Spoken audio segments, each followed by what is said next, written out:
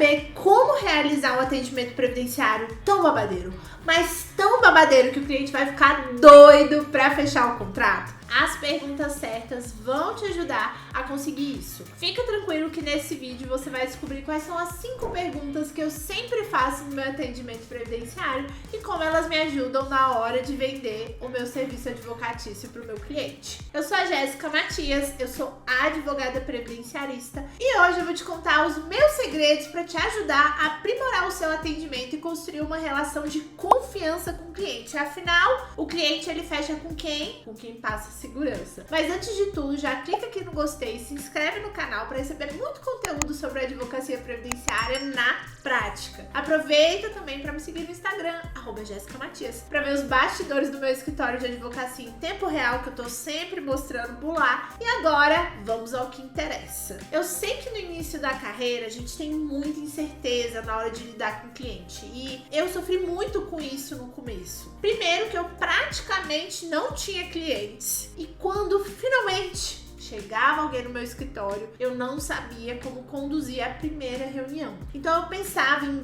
falar 1000 coisas, né? Só que na hora H eu travava completamente. E eu acabava passando uma imagem de insegurança pro cliente. E ele fazia o quê? Não me contratava. O que acontece é que a gente fica muito nervoso, né? E ansioso durante o primeiro atendimento. É normal. E a gente tem medo de não atender as expectativas do cliente. Mas depois de hoje, pode ter certeza que você não vai mais passar por essa situação. Eu vou te fazer uma pergunta e eu quero que você deixe a sua opinião aqui nos comentários. O que é um bom atendimento pra você? Aí alguém chega e fala: Jéssica, acho que um bom atendimento é você oferecer um café quando o seu cliente chegar, é você ser educado com o seu cliente. Primeira coisa que eu quero esclarecer é que oferecer um cafezinho, né, oferecer uma água, é sim uma atitude simpática, mas não é suficiente para garantir que o cliente vai gostar do seu atendimento. Afinal de contas, né, o cliente ele não vai assinar um contrato de muitos milhares de reais porque ele gostou do cafezinho do seu escritório. Para começar, então, eu vou falar o que você não vai fazer. Anota isso. O objetivo do primeiro atendimento não é falar, é você ouvir. Então, a regra número 1 do atendimento de sucesso é a estrela da reunião, gente, é o cliente. Então, nesse primeiro contato, o seu principal objetivo tem que ser entender as dores e as necessidades do seu cliente. E só assim que você vai construindo uma relação de confiança e que realmente você vai começar a entender o que você precisa analisar para encontrar o melhor benefício para ele. Então, por isso, o mais importante de um atendimento de excelência, o primeiro passo é você saber o que perguntar. E por isso também aqui no escritório a gente tem uma ficha de atendimento com diversas perguntas que são indispensáveis para fazer o primeiro atendimento com o cliente previdenciário. E durante essa reunião a gente vai lá só ticando, né, e preenchendo as informações. Como eu amo muito você que me acompanha neste humilde canal do YouTube, eu vou te contar 5 dessas perguntas. A primeira pergunta que eu sempre faço para o meu cliente é: qual é a sua profissão? Essa informação ela é essencial. Por quê? Porque ela pode impactar diretamente no tempo de contribuição, na idade mínima, nas simulações possíveis, nas regras aplicáveis e na aposentadoria do seu cliente. Se você entender qual é a profissão desse cliente, você vai saber, por exemplo, se é uma análise de um segurado obrigatório ou se é uma análise de um segurado facultativo. Você vai saber se é um contribuinte individual ou se é um empregado. Você vai saber se dá para criar, por exemplo, estratégias de contribuição futura ou se é um caso de uma aposentadoria diferenciada. Como aqui a gente sempre oferece o planejamento previdenciário como o primeiro serviço da nossa escada de serviços aqui do escritório, a primeira reunião ela é essencial para a gente conseguir definir o valor dos nossos honorários de planejamento. Inclusive, tem um vídeo aqui no canal sobre como precificar o seu planejamento previdenciário, justamente para quem tem essa dificuldade de decidir quanto que você vai cobrar por esse serviço. Então, eu vou deixar o card aqui em cima para você, né, se você quiser assistir depois. Mas vamos voltar aqui para as nossas perguntas.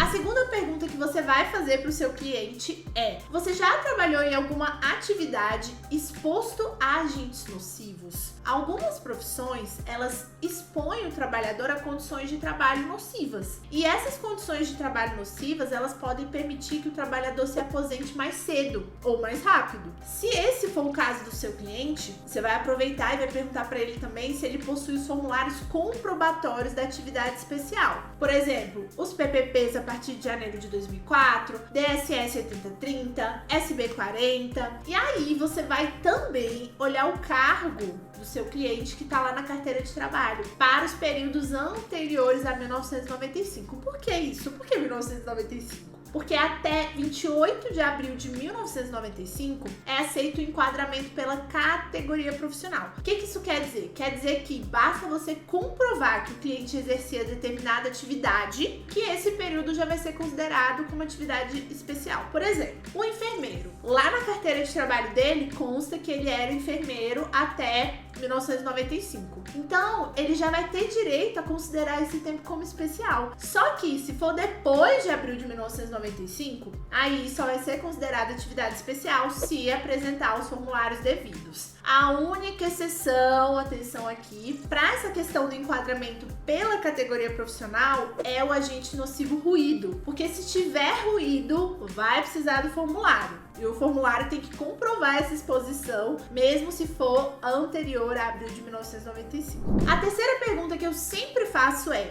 você tem contribuições como contribuinte individual ou facultativo? Essa informação ela pode fazer toda a diferença na hora de analisar as estratégias de contribuição futura, alíquotas de contribuição, a viabilidade da contribuição em atraso e também do cálculo da renda mensal inicial. Por quê? Como o contribuinte individual e o segurado facultativo, eles são os responsáveis pelo próprio recolhimento, ou seja, eles que fazem a própria contribuição pro INSS, né, diferentemente dos outros segurados, como segurado empregado, o empregado doméstico, os trabalhadores avulsos e o contribuinte individual que trabalha para a empresa, viu? Atenção nesse caso também, porque o contribuinte individual que trabalha para pessoa jurídica, ele não é o responsável pela própria contribuição desde 4 de 2003, tá? Então, essa observação. No caso do contribuinte individual, a gente tem uma abertura maior na hora que a gente vai fazer as simulações do contribuinte individual e do segurado facultativo, porque ele é o responsável. Então, a gente pode, em alguns casos, definir, desenhar a melhor estratégia de contribuição. A quarta pergunta que eu sempre faço nos atendimentos é: você já pediu ou você já recebeu algum benefício do INSS? Essa pergunta, ela vale ouro, porque se o cliente já tiver pedido uma aposentadoria para o INSS e o INSS tiver indeferido de forma errada, a gente já vai ligar as nossas anteninhas e já vai verificar se não seria um caso de entrar com um recurso ou com uma ação judicial para aproveitar aquela DER, né? DER é o quê? É a data de entrada do requerimento daquela aposentadoria passada. E aí o que vai acontecer? A gente vai receber todos os atrasados, que dependendo, né, pode dar sim bastante dinheiro, viu? Se o cliente falar que ele recebeu benefício por incapacidade, o que você vai fazer? Você vai verificar se esse benefício foi intercalado com contribuições e se foi antes ou depois da emenda 103 de 2019. Por quê? Porque pode ser que esse tempo possa ser contabilizado como tempo de contribuição e carência. Pega a caneta aí. Lá na IN 128 de 2022, diz que o benefício por incapacidade intercalado entre períodos de contribuição ou atividade será contabilizado como tempo de contribuição e como carência. Isso está lá no parágrafo 1º do artigo 193 da IN 128 de 2022, se você quiser anotar. Outro exemplo de como essa pergunta pode te ajudar no atendimento previdenciário é que, por exemplo, se o cliente te falar que ele recebeu um auxílio acidente, você já vai saber que você vai ter que verificar o valor mensal desse auxílio acidente. Por quê? Porque na hora que você for calcular o valor da aposentadoria, você vai precisar somar o valor do auxílio acidente ao salário de contribuição desse mês respectivo. Esses são só alguns exemplos de como uma simples pergunta vai abrir um leque de oportunidades, não só para o nosso cliente previdenciário, mas para a gente como advogados. Por quê? Porque a gente já vai identificando quais serviços que a gente vai poder oferecer para o cliente. Como aqui a gente sempre começa pelo planejamento previdenciário, né, aqui no escritório, como eu falei, depois acaba que na entrega do planejamento a gente já vai oferecendo vários novos serviços e fechando novos contratos com o mesmo cliente. Se você ainda não sabe, por acaso, vamos supor, porque é difícil, né, que eu tô falando disso todo dia aqui, mas se você não sabe o que é planejamento previdenciário, tem vários vídeos aqui no canal falando sobre isso. Inclusive, eu tenho um curso, né, babadeiríssimo sobre planejamento previdenciário. Lá eu ensino todo o passo a passo do planejamento, né, segundo o meu método, que é o método Dizambi, do zero ao melhor benefício. Dizambi é o apelido carinhoso. As inscrições do Dizambi, elas abrem esporadicamente, mas eu vou deixar o link aqui da lista de espera, né, aqui embaixo na descrição. Então, caso você queira deixar seu nome, caso abra, você vem ser meu aluno, já pensou? E por último, a quinta pergunta que eu sempre faço é: você já ajuizou uma ação trabalhista contra uma empresa? Essa pergunta ela é muito importante. Por quê? Muita gente acha que sempre que alguém ganha uma ação trabalhista, o INSS já é informado automaticamente, gente. Mas não é assim, não. Isso não acontece. Por exemplo, se o seu cliente ganhou uma ação lá e essa ação reconheceu um vínculo de emprego, só que ele não informou o INSS disso. E, por informar, o que eu quero dizer? É apresentar a documentação comprobatória que isso aconteceu, que essa ação aconteceu, e pedir para o INSS corrigir o CNIS, e o CNIS vai ser ajustado. Ou então, se o cliente ganhou uma ação, por exemplo, que reconheceu que o salário dele estava sendo pago abaixo do devido, essa informação também não vai automaticamente para o INSS, gente. O segurado, né, ou você que é o advogado dele, no caso, você vai precisar informar isso para o INSS. Inclusive, lembrei aqui que esses dias eu peguei o caso de um cliente que foi exatamente isso. Ele ganhou uma ação trabalhista, só que o INSS não foi informado. E aí, quando ele pediu a aposentadoria, o que o INSS fez? Ele concedeu. Só que na hora de calcular o valor do benefício, o INSS calculou considerando o valor de um salário mínimo, como sendo o salário de contribuição daquele mês. Sabe quanto era a remuneração dele?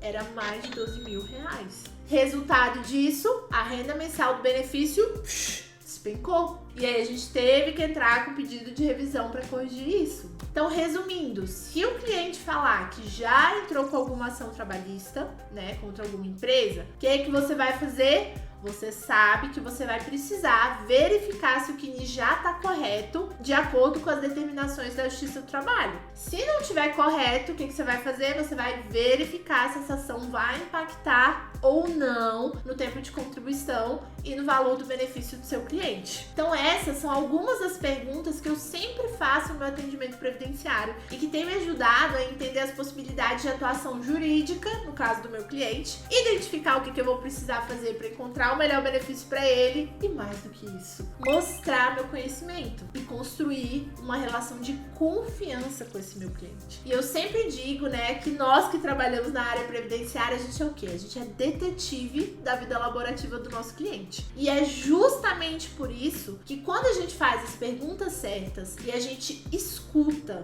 a gente ouve atentamente as respostas, esse é o segredo para um atendimento previdenciário de excelência. Eu espero que essas sacadas sejam úteis para você. Se você gostou, já clica aqui embaixo em gostei, se inscreve no canal, ativa o sininho para receber as notificações e todos os meus conteúdos sobre advocacia previdenciária na prática. Também tem muito conteúdo babadeiro lá no meu Instagram, me segue lá, @JessicaMatias, e até a próxima!